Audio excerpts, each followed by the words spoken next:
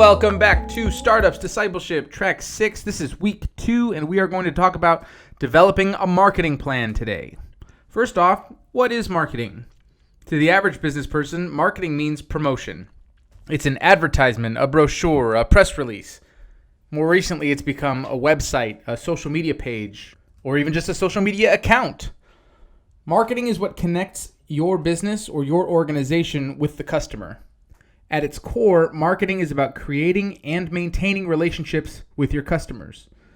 Today, we're going to look at 5 steps to develop a marketing plan, and then you're going to spend the rest of this week, maybe even the rest of this track, putting a plan together and then hopefully executing it.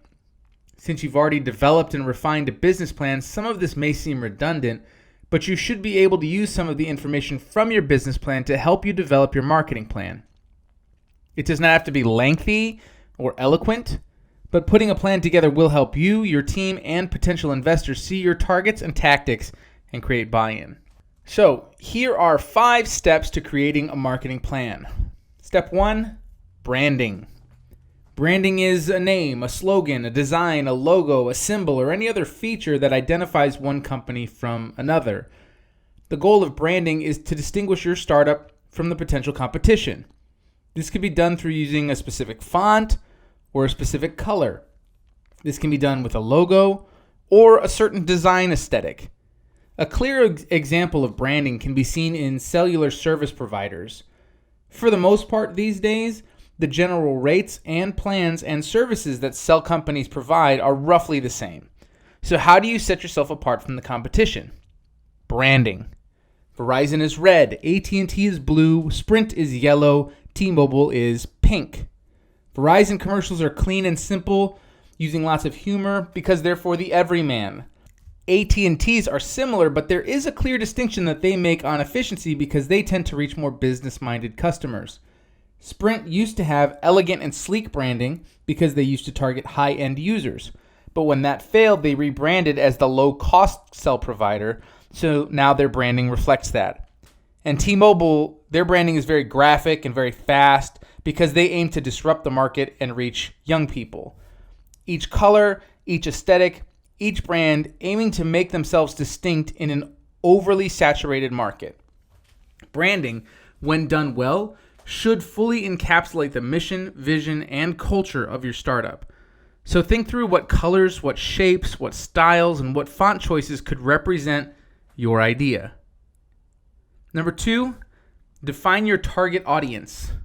This is something we've gone over before, but allow me to reiterate. Who are you trying to reach? Put together a simple statement or paragraph of the potential target audience. What demographics are you hoping to hit? Include age and gender, geographic location, maybe socio and economic status. You could go as far as political views, or are people that I'm trying to reach leaders or followers? Are they introverts or extroverts? Be as intentional and specific as you need to be. No matter who your target audience is, how broad or how narrow the scope, be sure to accurately define who you're after.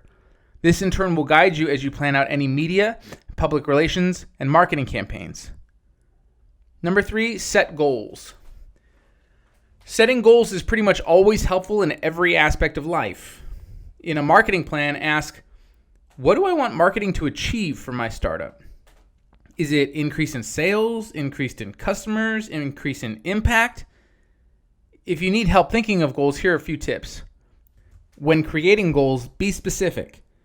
You will always have a better chance of achieving a goal if it is specific. Raising funding is not a specific goal.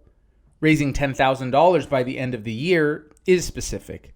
Be specific when creating your goals. Also, be optimistic. Just scraping by to pay the bills is not exactly an inspirational goal. What are you really after? Financial stability? Financial security? Or maybe on a completely different spectrum, maybe it's about reaching a vast amount of people or helping people. Dream and dream big. Not only though do you need to be optimistic, you also need to be realistic. Now this might seem contrary to being optimistic, but don't be afraid of small beginnings. Putting together an unrealistic marketing plan does nobody any good. Launching a YouTube channel with 20 million subscribers is dreaming big, sure, but start with where you're at and build in expected growth to achieve your goal. Number 4, outline strategies.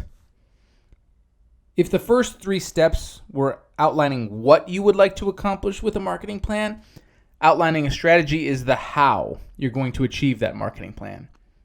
This is the tactics that you will use to reach and accomplish your goals. Like most things in life, there's really nothing new under the sun.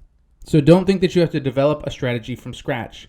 Research what other successful organizations like yours have done already and use it to your advantage. There's no need to reinvent the wheel. I prefer to take a few different approaches from a few different organizations and combine them to make something that is uniquely new and mine. Some different strategies might include handouts, printed materials, brochures, going to trade shows, TV commercials, social media pages, online advertising, cold calls, email newsletters, loyalty programs, appreciation events, billboards, print, word of mouth. There's so many different strategies. You just need to find which ones work for you. Write down a strategy that fits your organization and achieves your goals that you want to meet. And the last step, number 5, budget. Marketing is essential to growth and eventual success in your organization. And with such a wide variety of ways to reach people, marketing can be done on any budget. A Twitter account or an Instagram account is free. Regardless of what tactics you plan on using, marketing should be included in your overall budget. So price out options. How much would it cost to put ads on Facebook, or ads in a newspaper, or ads on a bus stop? What's the balance for you between the amount of people reached and the money spent to reach them? Put together a budget. This week, I want you to spend time thinking through each of these 5 steps and write down a brief statement or paragraph for each step. 1. What will your branding be like? 2. Who is your target audience?